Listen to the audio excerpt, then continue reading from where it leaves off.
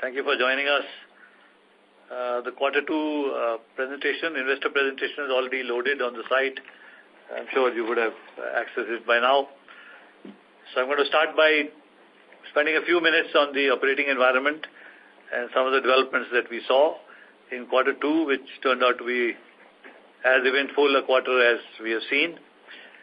And without getting into the economics and the macros, etc., I think just purely on the operating environment was dominated by concerns on liquidity on the one side and a sort of long shadow that a particular infrastructure group, which is the ILFS group, cast on the entire lending community.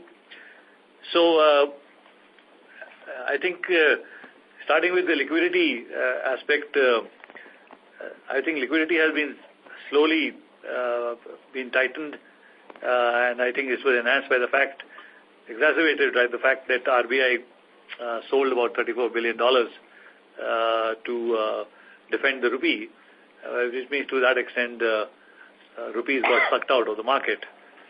And that's why I think we are now seeing a strong push from the RBI to put liquidity into the market. And a series of OMOs have been done, and also OMOs have been announced for October. Yes. And so we are seeing some attempts now to put liquidity back into the system. The particular scare that we saw, of course, as you all know, was triggered by a particular event on a bond sale, which was out of market pricing, and that sort of triggered off a whole sort of spate of sort of runs on the stocks. But I think what has surfaced subsequently is that a fresh look is needed to the asset liability profile of the NBFCs. So you know that banks are subjected to a very rigorous liquidity management profile to the structural liquidity and the liquidity coverage ratio, LCR. And banks are supposed to be monitoring the liquidity and outflows, etc., based on some caps for overnight, 2 days, 7 days, 14 days, and things like that. But for the NBFC sector, it starts with a month. I think there's an indication that there's a tightening that's going to happen, and my sensing is that they'll move more towards the asset liability management of banks and the measurement of those profiles, liquidity profiles through LCR and the structural liquidity elements of it. So, but I think there are calming voices now in the market. Banks probably have gone through a sort of revalidation of their NBFC portfolios. So have we. We presented our whole NBFC book to the board last week, and we looked closely at the ALM profiles of this thing, and we sort of came out of that review with some assurances that I think the quality of the book is pretty robust on that score. So I think these are two events which really come to mind. There are several others, rupee depreciation and things like that, but I think you know that as much as we all do. Now, if you look at the quarter results, I think we had the underlying results were as strong as they have been, and whether you take the headline numbers in terms of growth or you take the quality of the loan book, per se, we are seeing significant improvements. So I think the lead was taken by the loan growth. Loan growth grew by 32%, and that's split between corporate, which grew 35%, and retail, which grew about 29%. And the corporate growth, mind you, came after we sold down 8,500 crores during the quarter. Even last quarter, we sold down something like 6,500 or 7,000, yeah, almost 8,000 crores. And this was funded by a deposit growth of 19% and a strong borrowings growth, because cost of deposits started moving up, and therefore we looked for alternative sources of funding, and that's why cost of funds didn't go up to the same extent as cost of deposits, went up. So we saw that repricing of the books also happened during the quarter, but we found that the pricing of deposits and liabilities has sort of gone faster than the repricing of the asset book, and that's why we'll explain how the interest margin is affected by that. So deposit growth 19%, loan growth 32%, pretty secular spread across vehicle retail, non-vehicle retail, and the corporate book across the segments of business banking, commercial banking, and the large corporates. And this, I think, resulted in NII growth of 21% and a core fee growth also of close to 20%. And so that was a pretty robust double-digit growth as far as the underlyings are concerned on the headline numbers. And also we saw quality of the book, we saw a significant improvement as well. Gross NPAs fell, net NPAs fell, cost of credit fell to 12 basis points, and for the half year is at 24 basis points. The ARC book is about 30 basis points, and I think the restructured book and the NPA book combined remained at 1.2%. So, and restructured advances are only at 0.11%. So the quality of the loan book was this thing. I will come to some specific elements of that when we come in here. So, I think a pretty sound underlying growth, this thing on a BAU basis. I'll come to other elements, but in terms of the PAT growth that you actually see, PAT growth without a specific contingency provision that we made was 25%, and the core PAT growth comes to 35%. Now we come to this, the contingency provisioning that we made during the quarter. So there has been a sort of overhang of curiosity on what we have in the books in terms of the exposure to this large infrastructure group, which is under stress and probably is going through a resolution plan. And we felt that because the underlying flows are pretty good and the underlying businesses are doing well, it's the right time to take a judgment on making a potential contingent exposure. So it's a judgment call, which has been sort of also validated by our statutory auditors, on the basis of which we have taken what we call a contingency provisioning. So this is an accounting provision. It doesn't sit in any other provision category. It's not specific provision. It's not floating provision, right? Therefore, as an accounting provision, it can be clawed back if things work out better than we expect. So that's what has depressed the declared profit growth to 5%. But otherwise, the underlying is pretty strong at 25%, or the core is pretty strong at 35%. Other than that, I think the cost-to-income ratio has also shown a downward trend, and it came in at 43.4%. Again, so almost a 1% drop in the cost-to-income ratio during the quarter.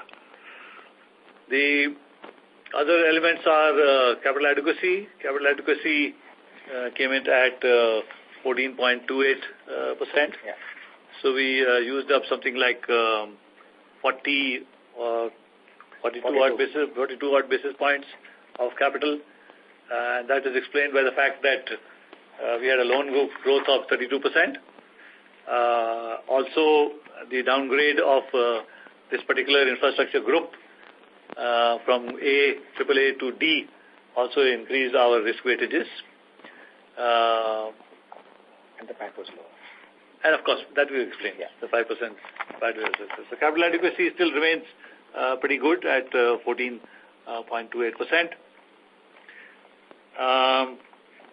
In terms of client acquisition and the other measurements that we have for tracking our progress towards planning cycle 4. We acquired another 1 million customers during the quarter, and the total number now goes to 13 million. So we are going apace on new client acquisitions, which includes savings and current account customers, which are around 120,000 a month now. And we've gone apace with the growth in our branch network, which moved up by 56 branches. So we ended up with 1466 branches. I think we are on track on that score as well.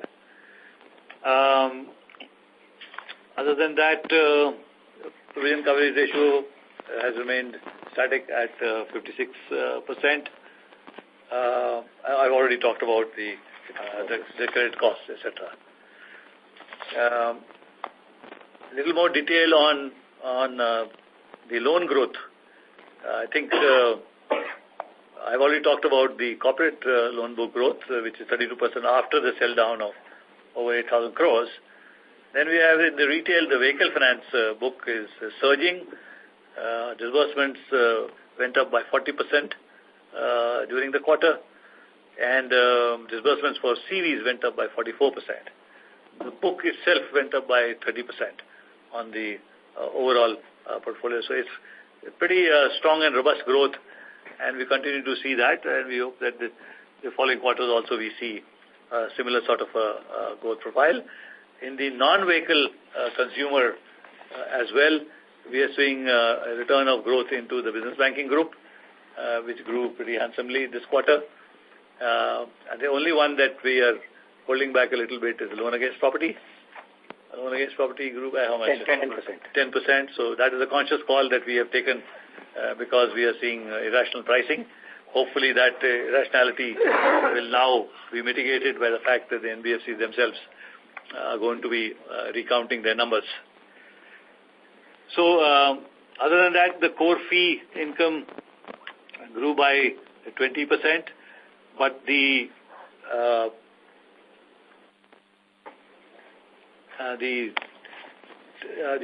securities and trading income actually fell quarter on quarter and also I think year on year. Yeah. So that's why we are saying when we say core fee and then we take core profit, we exclude the trading gains, etc. I think the underlying is pretty strong. Net interest margin, a word on that. I've talked about a sort of lead lag between the repricing of the loan book and the repricing of the funds book. So in this quarter, the cost of funds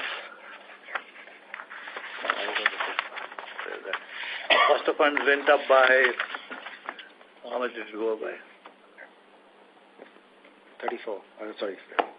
Cost of funds went up by 20 basis points. Yeah. And the yield on assets went up by 12 basis points. So there is a contraction of 8 basis points on the margin. And that's really happening because of the repricing lag.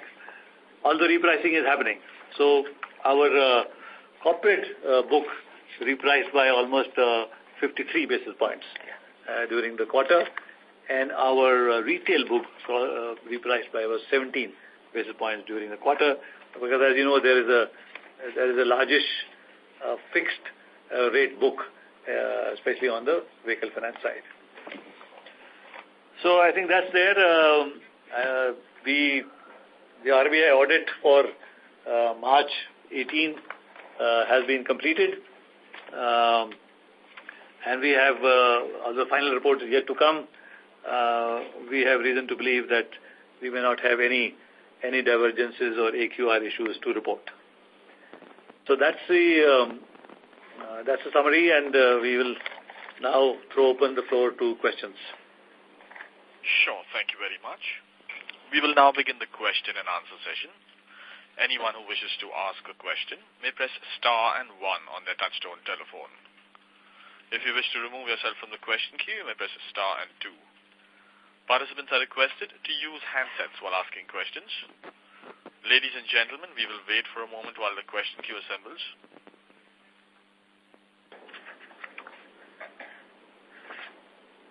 The first question is from the line of Mahrukh Adajania from IDFC. Please go ahead. Yes, sir. Hi. So just a couple of questions. Firstly, that could you quantify the exposure to IL&FS in any form? That's my first question. And my second question is on your NBFC exposure. So, are you close to the limit? And if you are, would you be looking to expand that limit, the internal limit that the board sets? And had you stopped lending to the sector for some time when the bad news came out, and have you resumed? How did you deal with the problem? And I know you, in your initial comments, you did say that the board you submitted to your board a full review of the NBFC exposure, but just some more color, because there's so much of news flow floating around, so it will help us understand the issues in the sector. And the third question is really on your exposure to real estate and gems and jewelry. That's risen sharply sequentially. Any comments on that? Okay. There's a lot of questions, Mahrukh, but we'll try to address all of them.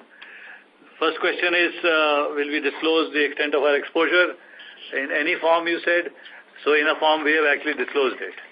So when we say that we feel a judgmental call on the provisioning requirement is 275 crores, I think that would give you a fair indication if you look at the vectors basis which provisions are made.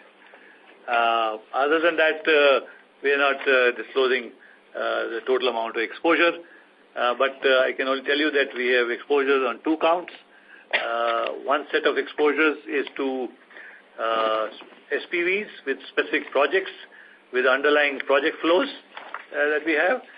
And in fact, it's dominated by one particular project, which is a large tunnel project already completed and tolling, which has just been rated AAA. So that's one set of exposures. And the other set of exposure, one exposure is to the holding company, where the expectation was very clearly that this would be repaid out of identified cash flows, whether it's liquidity support, whether it's a rights issue, or any other support that would come into the whole thing. So there was a method in computing the figure of 275 crores, and I think you'll have to do a little bit of work in figuring out how that methodology works.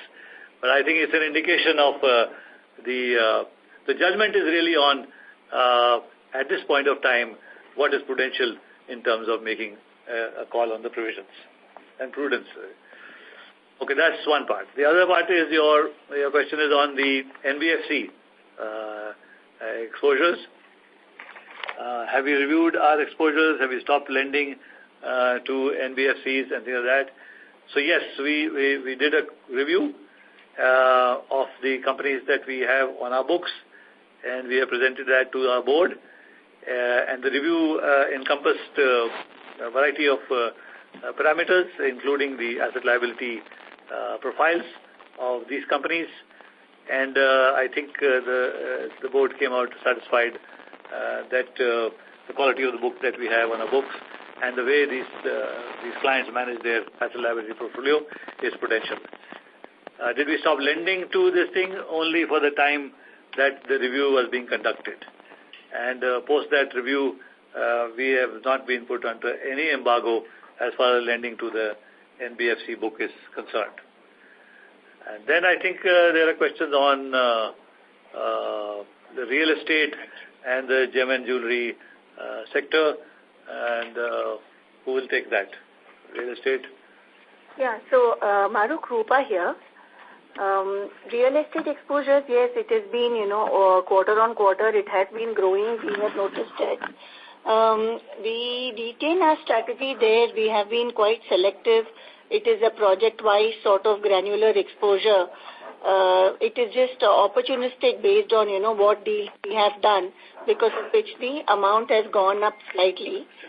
However, it is an interim sort of position. As the sell downs complete, you will see by year end it will normalize and the percentages will come down to a far more acceptable level. We have always kept it between 2 and 3% to our total portfolio level, and I'm sure as we complete some of these sell downs, it will reach that level. Gem jewelry. Gem and jewelry, quarter 1 to quarter 2 has gone up by 200 crores, little more than that. That's because we have one AIG insurance-backed receivable financing during this period, which is really de-risking our portfolio because counterparty is AIG. Counterparty, sorry? AIG. Okay, got it. And so just again on the ILFS thing, actually there's a lot of complication, right? As in that some people talking about a forensic audit and more subsidiaries were discovered after the new board took over. So in that light, could it be that the haircuts are higher than assets, than similar assets in normal cases? Do you think that is a possibility? See, what even if the asset is good just because of the subsidiary and accounting issues? No, I think the underlying assets, there's a strong pool of underlying assets, and we have seen a very strong interest from many buyers of these assets. But I think what the current management, the new board, has said that there will be an orderly sort of monetization when it happens. And I think there is also this issue about preservation of value while this whole thing is monetized. So there are underlying assets. So the discovery of this thing may not mean that, there are big holes which have been discovered. But anyway, it's too early for us to speculate on that. And this will only come out in the final resolution plan. Okay, sir. Thank you. Thank you. Thank you. Before we take the next question, we'd like to inform participants that in order to ensure that the management is able to address questions from all participants in the conference, please limit your questions to 2 per participant. The next question is from the line of Anisha Khandelwal from Edelweiss. Please go ahead. Yes, sir. Kunal over here. Firstly, in terms of maybe the liquidity situation and the way NBFCs are placed, how do we see the overall competitive dynamics emerging, and do we see higher growth opportunities out there? And given this kind of an environment, what would be our stance with in terms of buying out the portfolios from the NBFCs, as again pricing out there would be attractive? Yeah, so first is, opportunities. The issue here is that our sensing is that the NBFCs themselves are now going to start looking for good quality assets.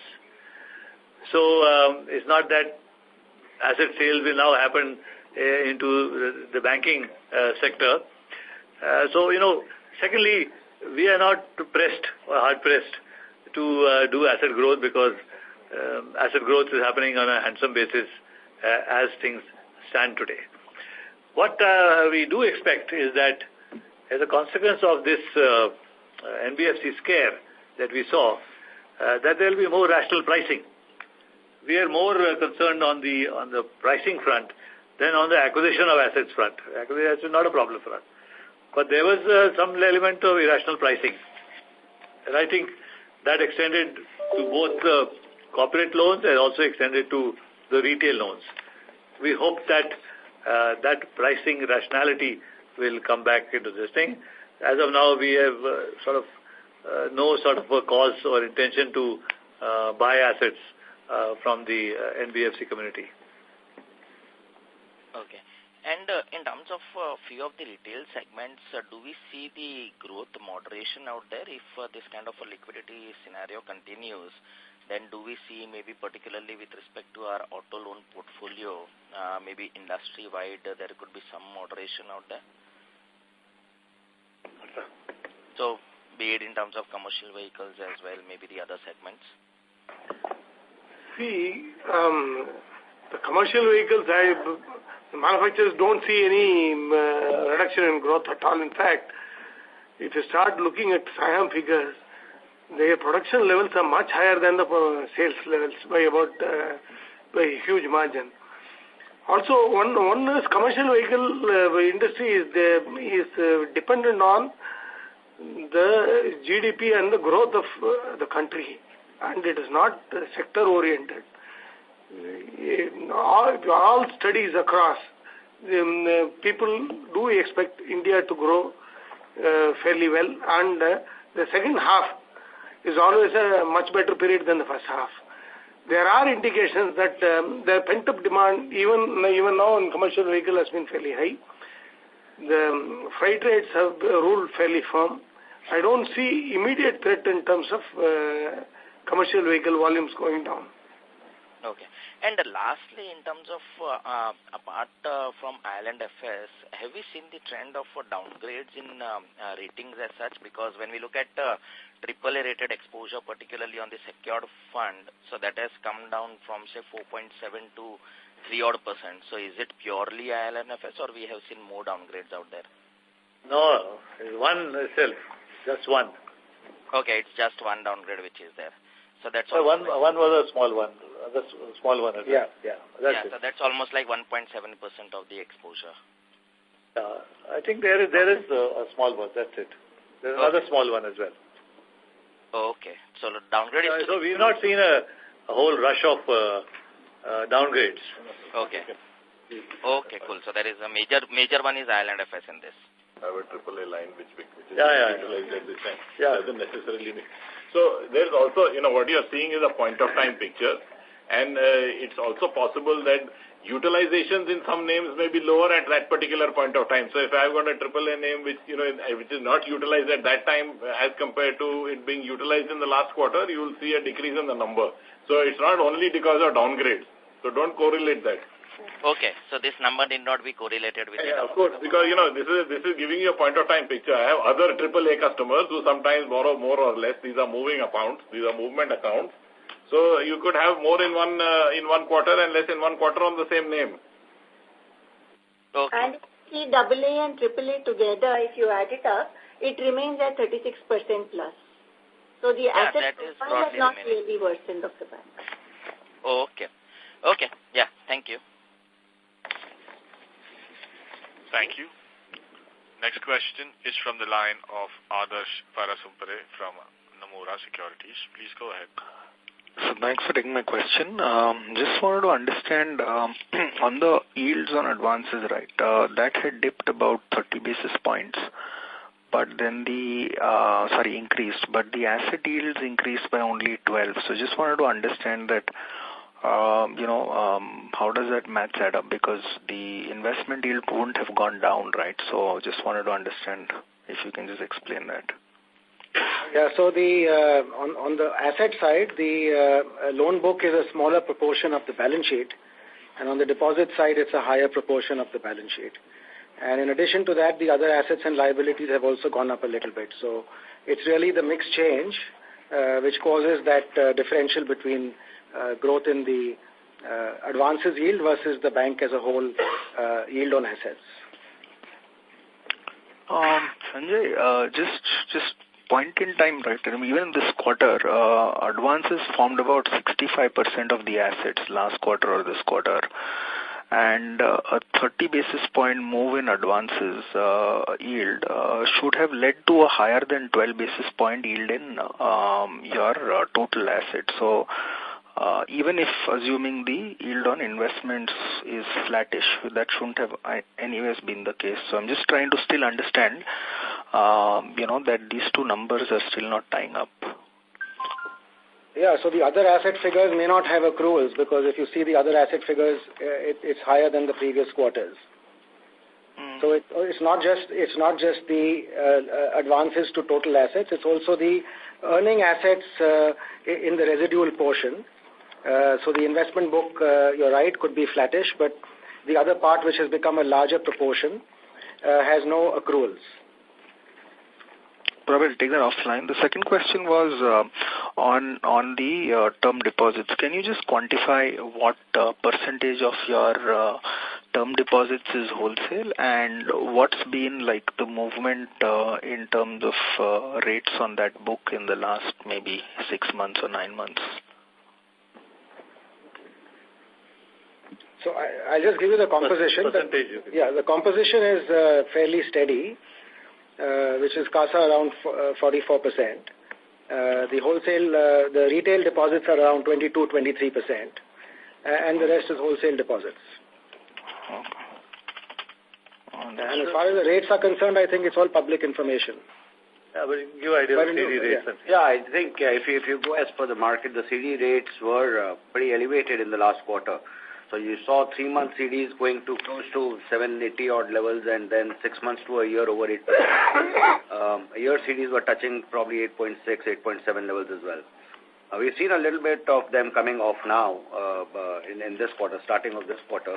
So, but I think that the liquidity on the deposit side will remain, or the rates on the deposit side will remain a bit elevated in this quarter as well. Understood. So is it safe to assume that over a 6-9 month period, this book would have seen an increase in, and it's a shorter duration book, so could have increased by maybe north of 100 basis points? I don't think we have increased by 100 basis points, but the market certainly has priced in over 100 basis points if you go last December till now. So if you see the CD rates of last December till now, they've gone up over 100 basis points, more than 100, but our book has not seen that much of repricing, because our duration of deposits again are towards a longer duration rather than shorter duration. Understood. Perfect, sir. Thanks a lot. Yeah. Thank you. The next question is from the line of Suresh Ganapathy from Macquarie Capital Securities. Please go ahead. Yeah, hi. I just had a question on your acquisition of ILFS securities. So what we are hearing is that company in turn also has some intercorporate deposits to the group companies of ILFS. So two things, have you done enough due diligence and you are reasonably confident that those exposures, if any, are manageable? And secondly, are those exposures really pretty large?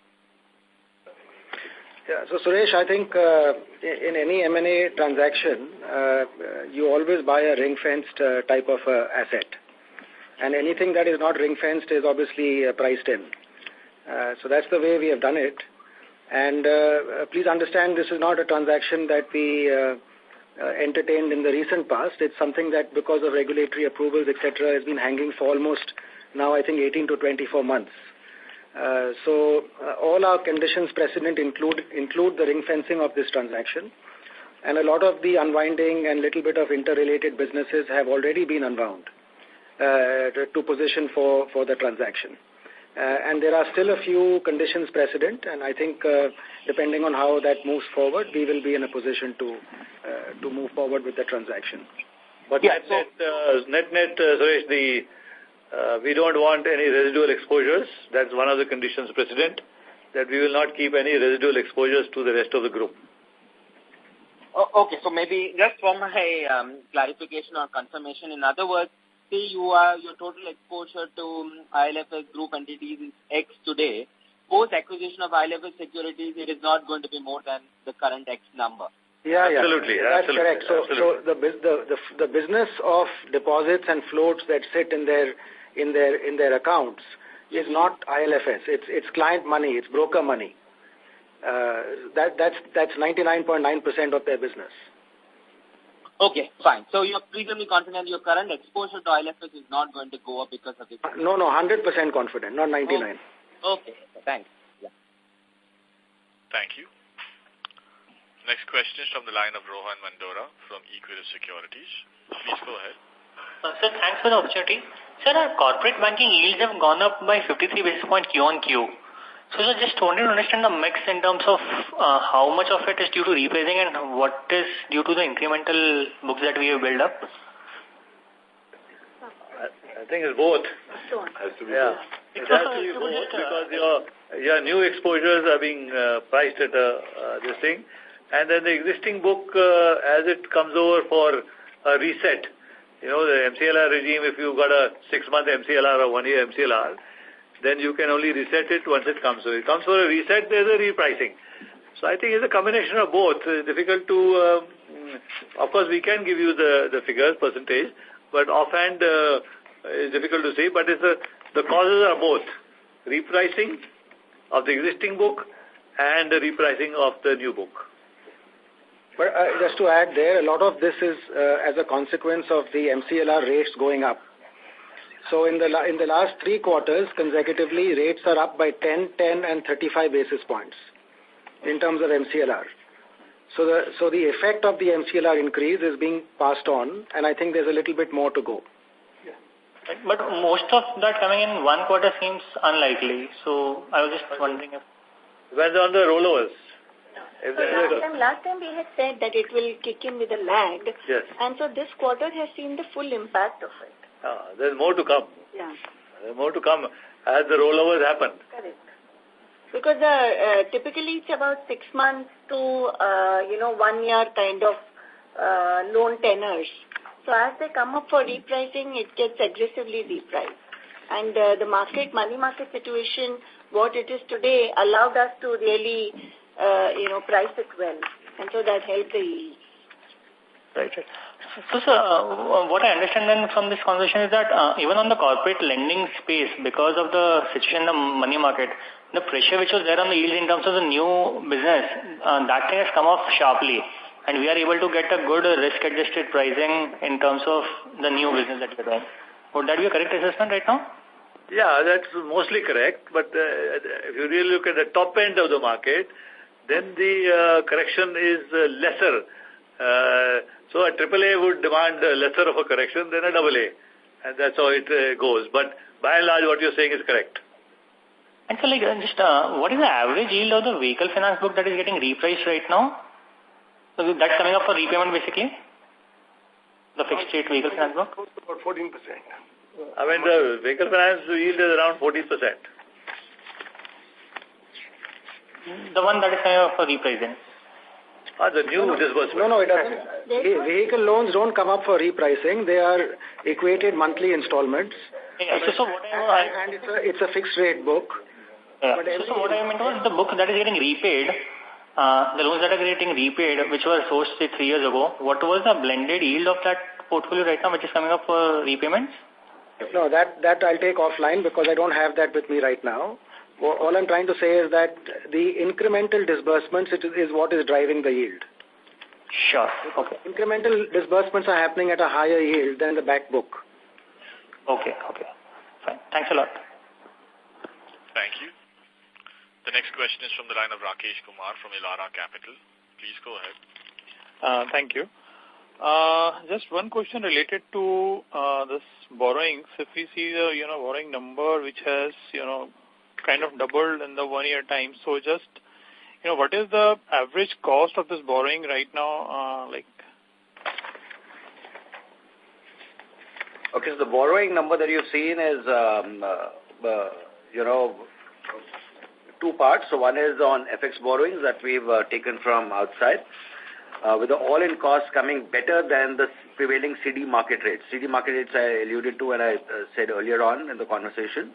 So they're better than CD market rates by 30 to 45 basis points. The other part is the refinance. Refinance, as you may be aware, that it's net of stat ratio, so you do not require SLRs on that. And as a result, even that cost of refinance is equivalent to the deposit rates that we get. But if I net off the SLR cost, then it's much, much cheaper by around 70 odd basis points. Okay. Secondly, if you see the MCLR number for our bank, in the last 1 year, August to August, it has gone up by around 60 bips. So that is kind of highest, in the, in the banking system, 65 bips. So other peer group, Kotak or maybe other bank, it has gone up by only around 45 bips or maybe 30 bips of around. So what is that, number on the liability side which is causing so much of volatility in the MCLR number? So because it will be cost driven. So what is that cost which is so volatile? So it's a variety of things. There are some elements of the structure in MCLR which are not necessarily linked to the last month's funding cost. There's also an ROE element to it, which you have to build into. That's a liquidity premium. And there's also a liquidity premium. So there's no volatility. I mean, it's clear the buckets have remained the same. As the bucket gets repriced, MCLR goes up automatically. So one of the biggest anchors, or the biggest building blocks of the MCLR is the rate where a majority of your deposits reside.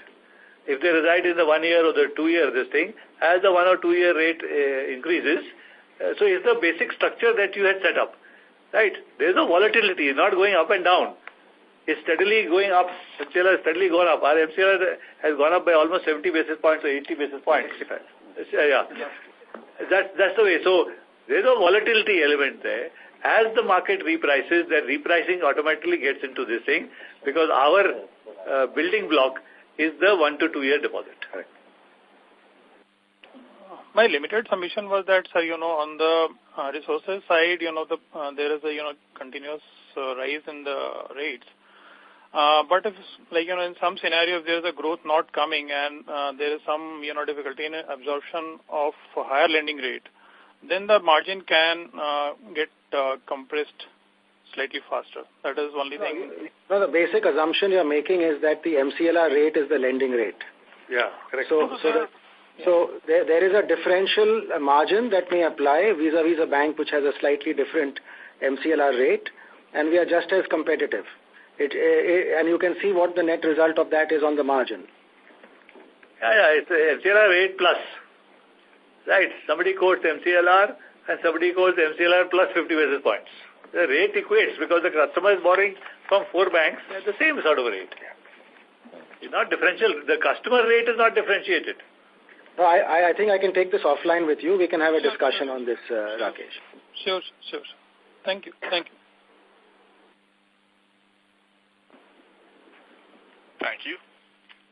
The next question is from the line of Vishal Goyal from UBS Securities. Please go ahead. Hi, sir. So first question on this ILFS parent co exposure. When was this taken? It was taken about 3 months ago. Okay, and what would be the... And they started talking about, when the board passed resolutions for raising rights issue and the liquidity support. And so how are we collateralized? I mean, I'm sure if it was 3 months ago, obviously it was with open eyes. So how are we collateralized on this? So we have the security which is common to all the lenders there. And of course, we have a first contractual right on any inflow on account of rights and or liquidity support.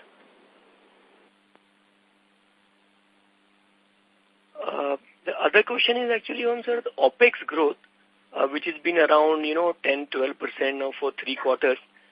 So, and I know you kind of guided that, the cost to income ratio will keep trending down. So what is the ideal, number we should look for? Because I thought we are, still in the, investment phase of our, bank. No, so see, it's like this, our planning cycle 4 target on the cost to income ratio was 44%. And so what has happened there is that while investments are going apace, we are opening new branches, right? We will get to the 2,000 figure. The configuration of branches, for instance, I'm just taking one part of the configuration of branches has dramatically changed. So from a 4,500 square feet branch, we are down to a 1,100 square feet branch. From 20-odd people, we are down to 8 people. And then you saw that over 4 quarters, there was no net hiring because of the whole digitization initiative, which caused surplus manpower, which was redeployed elsewhere, including the new branches, etc. So what would be ideal? We always said early 40s. I think for a bank like ours, which has a lot of retail elements to it, and of course there is a continuous refresh on technology. But what we are seeing now is that the big technology refreshes on operating systems have been completed. They have gone into a run rate as well. In fact, some of them would have got depreciated as well. Yeah. For instance, Finacle probably is fully depreciated now. Right? That was 12. Yeah, correct. So the other refreshes on treasury systems, on the money market systems, etc., also have been run the course for a couple of years, etc. So while we are continually investing, for instance, there is a huge investment going into cyber security, right? On the offset side is really the impact of digitization and the process re-engineering that is happening, which is releasing lots of people. Maybe you want to talk about just the account opening process and what it will release, as released. So I'll talk to you about two processes which we've done. One is on the savings account, and we open the account opening. We do a face-to-face, but it's all digitally open through a tab. While meeting the client face-to-face, all the checks are performed there and then. And as a consequence, the account is open. We also offer, at the time of the account opening, a cross-sell to credit card customers. And at the time, if the customer is eligible for a credit card at the time of account opening, the credit card account is also opened simultaneously. What happens as a consequence is there's no backroom. The processing is all controlled internally, and the cost of acquisition of the bank continues to go down. So what you're seeing as a real gain is, I think the client gets the account, the credit card customer gets the credit card. If it's eligible for a PL, the PL comes through. There is no processing which happens in the back room. There's no mid office or a back room, and the client gets the fulfillment there and then. So I think we are seeing a huge gain to the bank as a consequence of this digitization which is happening in the bank. That's only one example. Yeah. And in the process, we had released, at one stage, we had talked about 800 people being redeployed. Yeah, I mean, the reason I ask is, our retail portion of term deposit is 22%, and we are seeing decline in cost-to-income ratio. So is there a risk of underinvesting, in some form on the funding side or on basically getting more retail term deposits, which we otherwise could have, gained? So what you will see is, the retail deposit, and we are seeing a huge gain on the retail deposits now. We're seeing huge momentum again coming back into the retail deposits. You'll see the quarter 3 will be better than quarter 2. Quarter 2 was better than quarter 1. You're seeing a huge momentum on retail account sales, transaction account also. We're now at 120,000 accounts, which Mr. MD informed. We are continuously aiming for 150,000 accounts, and we think that the momentum will continue. So we're not under-investing. We are just being prudent and balanced in how we want to grow the business. Great, sir. And the last thing from my side is this Bharat Finance merger, and there was some commentary around it. When it becomes effective in the sense it gets consolidated for us? Yeah, so it's now it's in its last leg, in the sense that the next step is the shareholder meeting. I think there will be probably very shortly, some updates we can give you on when the shareholder meeting will happen.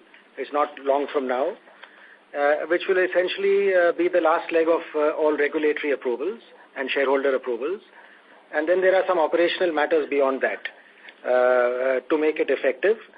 I think as far as the accounting is concerned, it is effective from the 1st of Jan 2018. So it will be incorporating on a straight line basis the full of this year, quarter 4 of last year, and from the effective date when the amalgamation order is passed, hopefully in the next 2 to 3 months, or 3 months, the synergies will start to kick in as well. Okay, Sanjay. Thank you, and all the best. Thank you. Thank you. The next question is from Manish Oswal from Nirmal Bang. Please go ahead. Thank you for the opportunity, sir. My question on the update on the merger of Bharat Financial. So when we are incorporating numbers and all the approvals are in place, or anything is pending? It's the same question I just answered. So The last leg of approval is the shareholder meeting, effectively. We hope the shareholder meeting happens sometime next month itself. We will update you on that shortly. And after the shareholder meeting, there are a few sort of operational things to be done. And I think in 3 months' time, we should be pretty close to closing. But having said that, the accounts get merged with effect from 1st of January 2018. And the synergies effectively kick in from the date that the two companies effectively come together, which hopefully will happen in around 3 months' time. And the second question on this ILFS provisioning of 270 crores. So, I mean, how do this is one-off kind of provisioning, or we can see further similar kind of provisioning the next quarter also? How should we look at it, this thing? We don't expect a similar provision to happen every quarter. That will cover the whole exposure. So this is a judgment call on what we think is first of all, there is no call to make a provision. Right. It's a standard account. We expect that the accounts will remain standard. We've seen the maturity profile of our exposures and the cash that we are also holding, other thing. So at this point of time, this is our judgment call on the extent of provisioning that we would need.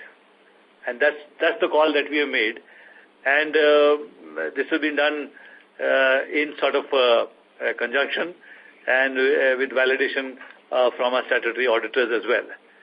So the best case scenario, of course, is that we don't even provide this and we write it back, right? And that scenario is equally possible. And the scenario is possible that you may have to make another maybe, say, 20 or 25% of this provisioning higher than this. It's possible. So both scenarios are possible. It's a judgment call at this point of time that this is prudential in terms of our exposure. Thank you, sir. Thank you very much.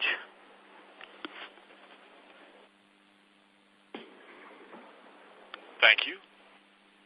The next question is from the line of Anand Dama from BNK Securities. Please go ahead. Thanks a lot, sir. So my question was also similar to what the earlier guy asked. So does that mean that we have taken care of the probable haircut that we might have to take on both the accounts that you said? So one was on the group level and second was the infra project. So does this 275 crores take care of probable haircut that might come on these two accounts? See, that is a bit of a conjecture. So, we don't know what sort of a haircut. If there will be haircuts, number one. If there will be haircuts, what sort of haircuts there will be. So that's all conjecture. But, there is a way of provisioning that follows a certain protocol. And we have adopted this provisioning from that protocol. Now, what actually transpires, let's see. I mean, by end of the month, we hope a resolution plan will be in place. And the bulk of our exposure actually is predicated on the inflow of funds into the parent, whether it's a rights issue or a liquidity support or whatever inflows. We have a first right, contractual right to appropriate that money. The escrow account, for instance, for the rights issue is already opened with us. And any subscriptions that come in will come directly into us. And that has also been sort of validated, the fact that this exposure exists and that the right to the rights issue, for instance, is also being validated post the change in the management. But this 275 crores provision is for both the accounts, right? Yes. It is for the group. Okay, for the group as a whole that you have exposure to. Because the other infra exposure which you have, what we are hearing is that that is largely operational and that is doing very well. Correct. Do we still feel that we need to make some provision on that? You see, that exposure is, as we mentioned, is just been rated AAA. And our sensing is that if there is a monetization of assets and assets will be sold, then I think this is probably the most saleable asset on their books. And will probably fetch not only cover the loan book of all the lenders, but may actually also release some equity to the parent. Sure. So that raises a chance of a clawback on these provisions, right? Inshallah.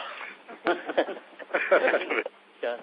And so second question was that that we are now going to consume the BFIL acquisition possibly in next quarter. Any thoughts on like how are we going to fund the liability side of the balance sheet of BFIL, given the rising cost scenario? Yes. Very deep thoughts have been given to that. Very deep thoughts have been given to that. We know exactly what we do in the ALCO, the treasury funding. We know exactly what need to be taken to fund that book. But it's 6%. It's on 6% of our deposit book. The issue here is that on day one we will repay every other lender. Okay. Every other lender will be repaid, and therefore on day one we start drawing the synergies. That's the whole idea. In any case, RBI doesn't allow other lending to continue. Yeah, sure. So do we have some refinancing window also available for the balance sheet of BFIL, which we can use? Yeah. The book is 100% refinanceable. 100%. And also 100% priority sector. Okay. So that will also be helpful to us, right? No, that's a conscious decision that Treasury will take based on the various pools of funds available. Whether refinance is cheaper or some other source is cheaper, like Arun explained earlier. The foreign currency swap cost is now cheaper than any other form of funding. So it really depends on what the situation is at that point of time. Sure. And so lastly, so this IRNFS securities acquisition has taken very, very long. So is there any regulatory hurdle that you have seen in this approval, given that possibly regulator was aware about the kind of issues which were plaguing this group? Or is it that there are some conditions that you have talked about in the BSE note as well, which need to be met and because of which there is a delay? No. If you look at the whole process, which has been a hugely long-drawn process, there were no regulatory queries. But the point is that the whole regulatory process got stressed. Multiple regulations, this thing, stock exchanges, SEBI, Reserve Bank of India, depository, because our customers are getting transferred into depository and that sort of thing. And the last regulatory approval came in September, towards the last week of September. And we were all set to sign on the 3rd of October. And then, of course, the change happened. And so as far as the conditions precedent are concerned, they have to tick off all the boxes. One of the conditions precedent, of course, is that there is no residual exposures to the rest of the group. It has to come on a completely ring-fenced basis. And there is full agreement on that score as well. And I think there is, we have engaged with the new regime in ILFS, and we find that there is a complete meeting of minds that the deal must be done. Okay. That's great. Thanks a lot, sir. Thank you very much. Due to time constraints, we'll be able to take one last question. The last question is from the line of Manish Karwa from Deutsche Bank. Please go ahead. Yeah, hi. I've got just a few questions on the microfinance business. First, what is the total exposure of microfinance currently on our book? And if you can just comment some qualitatively about, how is asset quality and growth trending there. And the third one is that post the merger with Bharat Financial, would you still want to continue the BC model that you run with other companies as well? Because it will mean that you will be competing or you'll be buying out your portfolio of your competitors in case you probably continue with the BC model post the merger. How are you thinking about managing that? I'll answer the third question and the other two will be answered by Sanjeev Anand.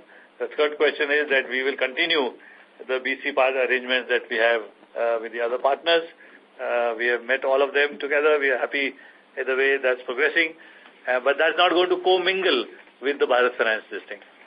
There are two separate streams. Bharat Finance stands out as a 100% subsidiary with no change. It's a lift and drop, no change. And this continues on the other hand. And we see no conflict at all between these two entities. Sanjeev, the other two questions you can answer. Just on this point, like take the state of Uttar Pradesh. It seems like, Bharat Financial is present at a 19 to 20% yield range. There are other BCs which are present in 24-25% yield range, but they are actually operating in the same geography, maybe dealing with similar clients. So doesn't it become a bit complicated to manage this? Yeah, so, just to take an example of Uttar Pradesh, but see, the point is, first of all, the geographies are different, as I can speak right now. And thirdly, also, you can have this, see, both of them are BCs. Bharat Finance will also be a BC, the other 10 BCs of also are BCs of ours. So it's a question of who gets the client first. So today, for example, Bharat Finance works as a BC for us. So whoever comes to us first, we do it. So it's just like competition here. Yeah. Okay. And some qualitative comments about growth, asset quality, all looking okay. So asset quality is very good. Post demonetization, in fact, from the post demonetization woes have all gone. So today the repayment rates are 99.5%. And lastly, what's the total exposure now? Around 6,100 crores. Yeah, that's right. But there's a with Bharat Finance. So. Yeah, this includes the Bharat Finance exposure also. As in the loan that you would have given to Bharat Finance? I mean, there are loans, there's a BC arrangement and plus 10 more BCs of ours. Okay. Okay, that's good. Thank you. Thank you very much. We'll take that as the last question. I would now like to hand the conference back to Mr. Romesh Sopti for closing comments. Well, thank you for joining us. I'm sure, as usual, there'll be a lot of one-on-ones, and all those questions that we said we'll take offline, we will do that. Thank you.